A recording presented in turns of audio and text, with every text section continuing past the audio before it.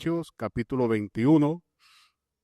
Vamos a tener una lectura de los versículos 27 al 40, pero creo que hay una gráfica que quiero mostrarles en un momento. Pero mientras tanto podemos ir avanzando hacia el texto. ¿Se logra ver allí? Bien. La predicación de esta mañana es la segunda parte del mensaje anterior. Por eso lleva el mismo título, la fe y la resistencia al mensaje del Evangelio. En esta segunda parte vamos a completar el capítulo 21 de este libro aquí. Es una lectura larga, pero no se preocupe, vamos a buscar la forma de hacerlo que se pueda entender. Lo que quiero mostrarles es lo que ustedes están viendo. La predicación la vamos a centrar en tres aspectos que aparecen allí. Primero vamos a mirar qué ocurrió en el templo con la llegada de Pablo. Lo segundo que vamos a observar es una situación fuerte allí, que la vida de Pablo corría peligro. ¿Cómo intervienen las autoridades? Y finalmente la petición de Pablo al tribuno romano que era autoridad en ese lugar. Entonces, regresamos aquí. Pablo se encuentra en Jerusalén, lo sabemos, por todas partes. Recuerda el Espíritu Santo diciéndole, Pablo, lo que te espera cuando llegues a Jerusalén es fuerte. No te van a recibir con aplausos. Así que encontramos a Pablo en Jerusalén, no solo en Jerusalén, ahora está en el templo. Está ofreciendo un voto, parte de la ceremonia que tenían los judíos de purificación. Y mientras está allí, la gente no sabía que Pablo estaba allí, pero todo estaba a la expectativa de que Pablo iba a regresar a Jerusalén.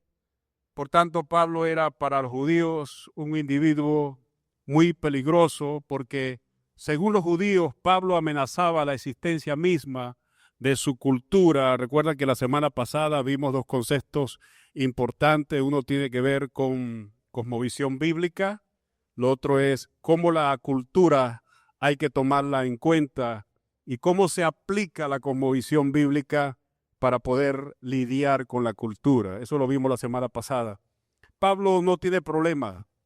Recuerde que Pablo se hizo judíos a los judíos, gentil a los gentiles, con tal de que de una u otra manera pudiera alcanzar a alguno para la causa de Cristo. Así que, siendo judío, no tiene problema en ir a ese rito de purificación. Quiere mostrarle a los judíos que él no está dejando a un lado su cultura, sus tradiciones, la cultura de sus padres, etcétera. Entonces lo observamos allí en el templo. ¿Cómo lo sabemos? Miremos un momentico el versículo 27 del capítulo 21 de Hechos. Y dice, pero cuando estaba por cumplirse los 7 días, que era el rito, pues, unos judíos de Asia, al verle en el templo, alborotaron a toda la multitud y le echaron mano. Así que esos judíos que vienen de Asia dan la voz de alerta. Este es el hombre que quiere destruir nuestra tradición, que quiere destruir nuestra cultura y todo es una conmoción. Fíjese lo siguiente, Pablo está en el templo y de inmediato se desata, se incendiaron allí todos y le echaron mano y todos contra Pablo. Y ese es el fuerte disturbio que vamos a mirar un momento. Luego dice más adelante que toda la ciudad, versículo 30, toda la ciudad se conmovió y se agolpó el pueblo y apoderándose de Pablo, le arrastraron fuera del templo e inmediatamente cerraron las puertas. Ahí tenemos a Pablo. ¿Quién quiere estar en los zapatos de Pablo? Si te están diciendo no vayas, por todas partes el Espíritu Santo hablándole. Pero Pablo, hemos visto, estaba decidido a cumplir su misión. No es un cántico poético lo que él afirma en una de sus cartas: si vivimos, para él vivimos, y si morimos, para él morimos. Pablo sabía lo que podía ocurrir.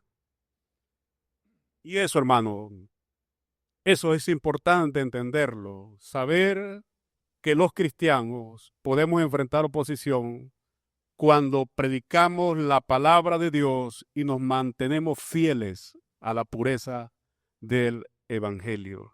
Incluso en contextos donde se supone que somos conocidos, o yo diría en contextos donde se supone que son cristianos. ¿Sabe? Hoy en día hay muchos defensores de la llamada sana doctrina en algunos contextos cristianos, la llamada sana doctrina, y uno se puede sorprender de lo que en realidad no es tan sano, pero se llaman sana doctrina. Los judíos nos muestran que no entendían nada del Evangelio, por supuesto. Y Pablo, más adelante vamos a mirar en otro mensaje, cómo él presenta el mensaje del Evangelio. Nosotros debemos preguntarnos también, como iglesia, ¿qué tan fieles somos a los principios no negociables del Evangelio en este tiempo? ¿Qué tan fieles somos no solo a los principios del Evangelio, sino qué tan dispuestos estamos los cristianos hoy en día a mantener una cosmovisión bíblica, pase lo que pase, a pesar de la presión social que podamos experimentar nosotros los cristianos en esta era digital? ¿Qué tan dispuesto estás tú, hermano, a mantenerte fiel a pesar de la presión?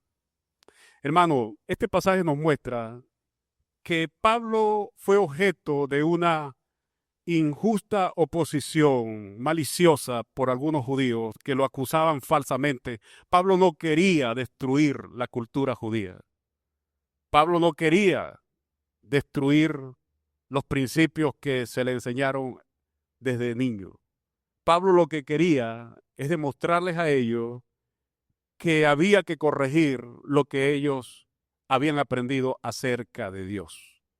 Por eso la semana pasada, no sé si le incomodé a alguno de ustedes, cuando mencioné que hay mitos evangélicos que nos hemos formado, que nos hemos fabricado y que están fuera de la palabra de Dios, pero los consideramos sagrados. Pablo no tiene la menor intención de destruir la cultura judía, pero la oposición al evangelio a veces no viene de enemigos abiertos, a veces viene de personas que tienen prejuicios hacia el evangelio, de personas que no nos van a entender, de personas que no comprenden lo que queremos compartir, que es el mensaje de la palabra de Dios. Como creyentes, entonces nos toca mantener la calma, orar y confiar en Dios, incluso cuando enfrentamos esas falsas acusaciones. La oposición a nuestro evangelio incluso puede ser una oportunidad para demostrar qué tan fieles somos nosotros al Señor a pesar de la oposición que hay del evangelio. Y eso es lo que Pablo está mostrando. En segundo lugar, hablemos de esto: una amenaza mortal y la intervención de las autoridades. La vida de Pablo está bajo amenaza de muerte. Versículo 31. ¿Qué dice?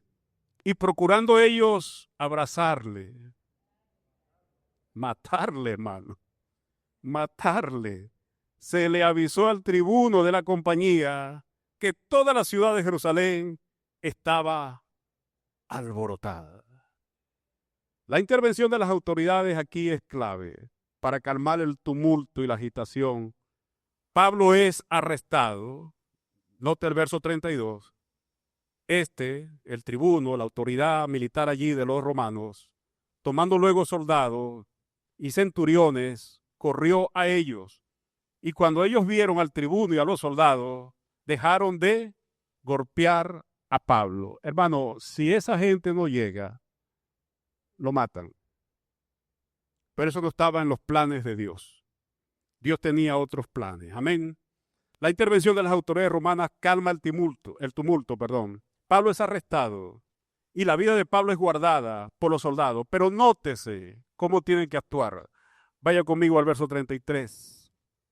Entonces llegaron el tribuno, tomó a Pablo, lo ató con 2 cadenas y preguntó que quién era este hombre. ¿Por qué tanto alboroto por un hombre?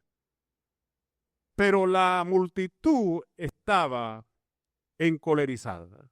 Unos gritaban una cosa y otros otra cosa. Así que, si usted nota, el verso 35, a Pablo tuvieron que sacarlo en peso, porque la multitud no le quería acariciar, lo quería era matar. Pero hay algo importante aquí también. La multitud no sabía en realidad quién era Pablo, pero sí sabía que este era el hombre que se le había informado que supuestamente estaba causando problemas, desestabilizando sus tradiciones. A pesar de la confusión y la amenaza contra Pablo, Dios tiene sus planes y protegió a su siervo. Gloria a Dios. La situación parecía peligrosa, muy peligrosa, pero la soberanía de Dios permitió que Pablo no fuera muerto en ese momento y que la situación se resolviera según su propósito divino. Hermano, este no es un héroe que están sacando en brazos, cargado diciendo ¡hurra! No es hurra lo que ellos están diciendo, es muera. No era un líder al cual la gente le estaba pidiendo autógrafo. No era un hombre popular al cual estaban dando like. No. Era un hombre que arriesgó su vida por causa del evangelio. ¿Qué quieres recibir tú, hermano? Cuando tratas de mantenerte a los principios fieles del evangelio, cuando quieres caminar con fidelidad en la vida cristiana, cuando ves que otros se apartan de los caminos del Señor y te presionan para que tú hagas lo mismo, ¿qué quieres hacer tú? ¿Quieres recibir la gloria de los hombres y sus aplausos? ¿O por sus desprecios te vas a mantener fiel a los principios del Evangelio y no ceder? ¿Qué crees que vas a hacer en ese momento? Que Dios te ayude y Dios me ayude a mí. Porque muchas veces nos vamos a encontrar en ese dilema.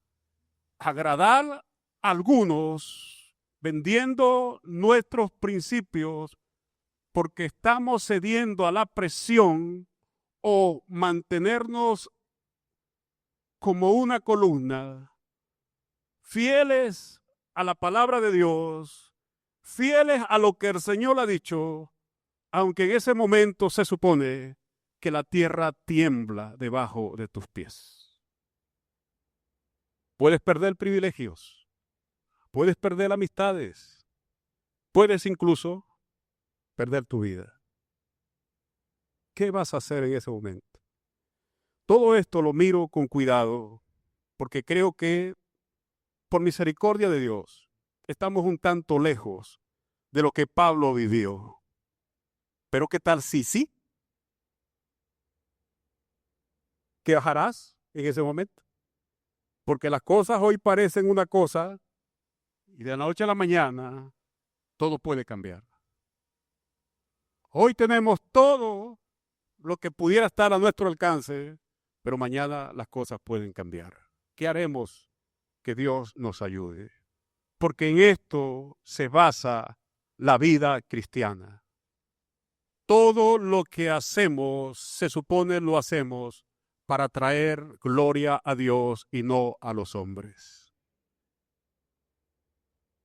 Que se conviertan ellos a nosotros y no nosotros a ellos. Que sea preferible que seamos deshonrados a la vista de algunos, pero que en el cielo haya gozo porque nos hemos mantenido fiel al Evangelio de Cristo. que perdamos a algunos que ya no quieren caminar por nosotros porque suponen que nuestro evangelio es muy radical, sencillamente porque no queremos relajar el evangelio. ¿Qué importa? Al final lo que importa es la aprobación de Dios y no de los hombres. Por eso quiero decirle, con todo respeto, que muchas veces la vida cristiana pudiera resultar muy solitaria para ti en algunos contextos. Muy solitaria para ti en algunos contextos. El evangélico que no se reúne con nosotros para ir de rumba. El evangélico que le pedí que me prestara su examen en el examen y se hizo el loco. No, no te hiciste el loco. Fue que no quisiste participar de corrupción moral. El evangélico que le dije que le iba a dar algo si colaborara conmigo en esto y lo rechazó. Quizás no lleguemos a enfrentar lo que enfrentó Pablo, pero sí podemos enfrentarnos en contextos donde tenemos que decidir, estos son los principios del evangelio no negociables y esto es otra cosa. ¿Qué harás en ese momento? Que Dios te ayude. Pablo es arrestado por causa de Cristo. Nótese, por causa de Cristo. Hermano, la fidelidad a Dios y al evangelio puede llevarnos a ser malentendidos y perseguidos, pero los seguidores de Cristo se mantendrán firmes en su misión. Por otra parte, la fe nos ayuda a ver las cosas desde la perspectiva de Dios. Cuando usted está bajo la voluntad de Dios, usted verá la vida según la forma en que Dios mira la vida, según la perspectiva divina. Amén. Sabiendo una cosa que no podemos perder de vista. El Señor es soberano. El Señor tiene el control de las circunstancias y nos guardará incluso en medio de una amenaza de muerte si esa es su voluntad. Pero si su voluntad es otra cosa, ¿qué vas a decir? Amén. ¿O vas a decir otra cosa? Tienes que decir amén. Que Dios te ayude y me ayude a mí. Amén.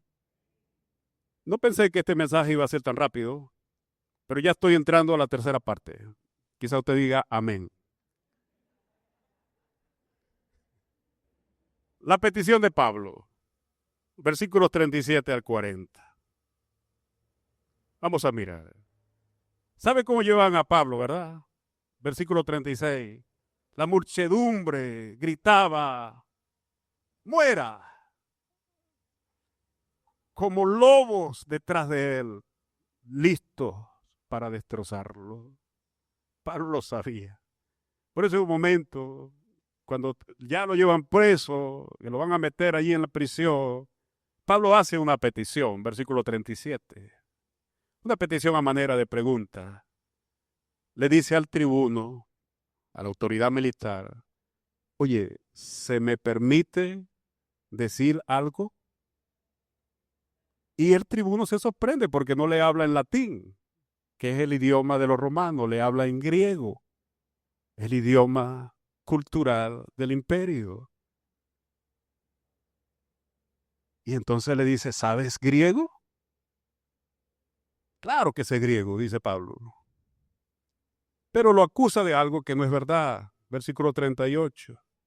¿No eres tú aquel egipcio que se levantó en estos días y sacó al desierto 4,000 sicarios? Ya la palabra sicario estaba allí. Pablo dijo, no. Yo de cierto soy hombre judío de Tarso, verso 39, ciudadano de una ciudad no insignificante. Está hablando de Tarso, capital de Cilicia. Cilicia, lo dije bien. Capital de Cilicia, una de las provincias de Roma. no era cualquier ciudad de donde Pablo venía, era un centro cultural, educativo, incluso competía con Alejandría, era un centro político, era un centro económico, por eso Pablo se da algo de orgullo, ¿no? Dice, yo vengo, soy ciudadano de una ciudad no significante, te ruego que me permitas hablar al pueblo. Esta era la estrategia sabia de Pablo. No le va a hablar a este soldado en su idioma. Más adelante lo vamos a ver por qué. Usa el lenguaje griego, pero ahora se va a dirigir a una multitud que no es griega. Pablo solicita hablar a la multitud, se identifica como un judío de Tarso, ciudadano de una ciudad importante dentro del imperio. Y reacción de la gente, lo va a ver un momento, la reacción de la gente cuando él comenzó a hablar. Nótelo.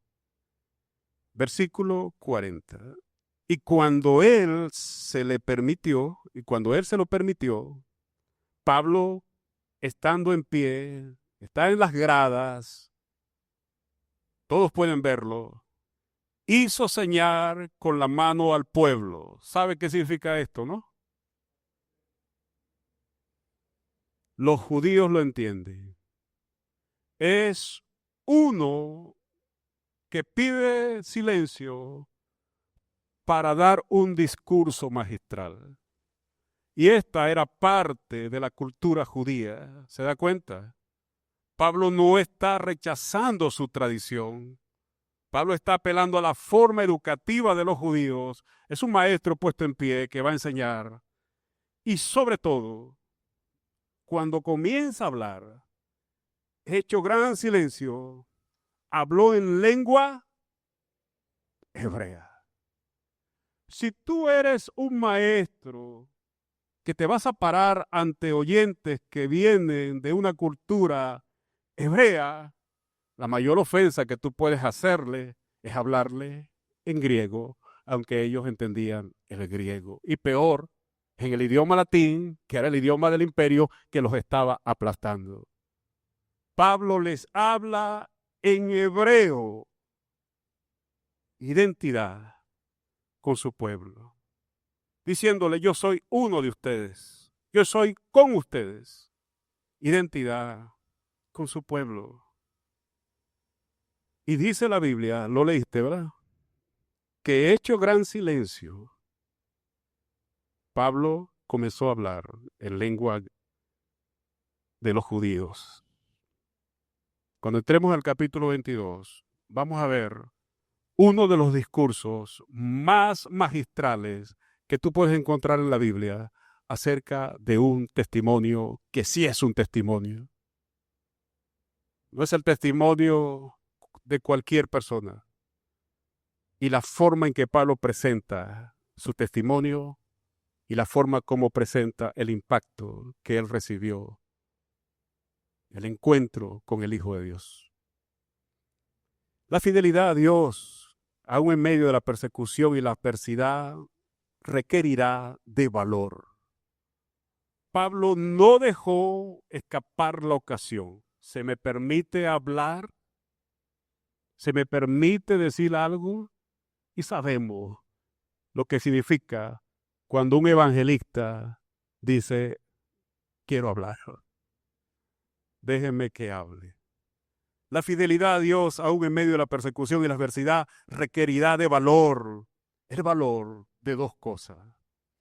Tener claridad quién es Cristo y tener claridad quién eres tú. Lo que fuiste antes, pero sobre todo lo que eres ahora en Cristo Jesús. Identidad. Que esa firmeza que mostró Pablo, hermano, nos venga a nosotros también convencidos por la gracia de Dios. Cuando los momentos apremien, que como Pablo estemos dispuestos a declarar y defender la verdad del Evangelio sin desmayar, sin negociar sus principios. Conclusiones. Al revisar la historia de Pablo, podemos aprender que aunque enfrentemos oposición por nuestra fe, por la causa del Evangelio, Dios siempre tiene un plan. Dios no es sorprendido y nos acompañará en cada circunstancia. En segundo lugar, la oposición injusta puede parecer fuerte, pero la soberanía de Dios es mayor y obrará a nuestro favor. ¿Qué vas a hacer? ¿Ceder a la presión o confiar de que Dios está contigo y te sacará adelante? Había un joven que contaba un testimonio y él decía que tuvo que renunciar a su empresa porque, esto es solo un testimonio, no es para que usted lo haga, pero sí para que lo reflexione. Tuvo que renunciar a su empresa porque comenzaron a exigirle que tenía que trabajar sábado, domingo, prácticamente no tenía descanso. Y él dijo, renuncio. Cuando lo llamaron a la oficina, le dijeron, pero ¿por qué vas a renunciar si te estamos ofreciendo mejor sueldo? Si vas a estar en una mejor posición. Él dijo, bueno, todo eso está muy bien, pero hay un problema. Ya no tendré tiempo de ir a los cultos el domingo y dejaré de congregarme. Eso pareció trivial para recursos humanos. Otro hubiera hecho otra cosa, ¿cierto? Pero cuando estás claro acerca de tus convicciones, renunció. Ese tonto renunció, decían. A las pocas semanas, el trabajo donde él estaba, todo era una confusión. Tuvieron que llamarlo nuevamente.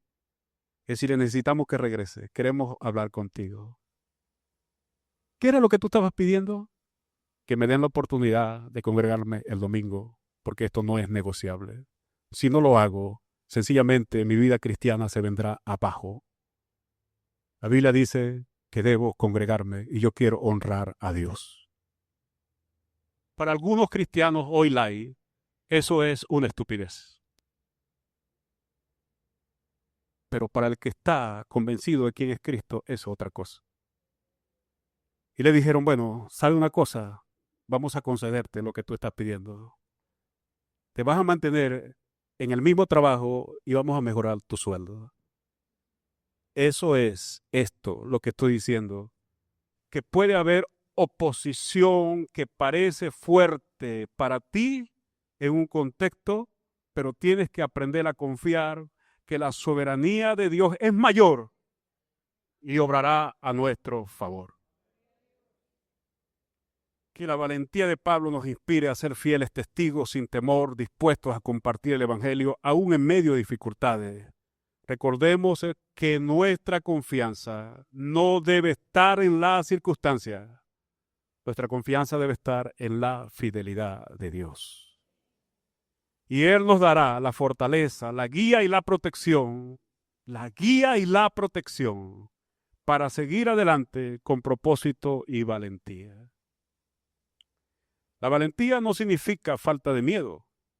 Lo que significa es confiar en que Dios nos acompaña y nos fortalece para Él cumplir su voluntad en nuestras vidas.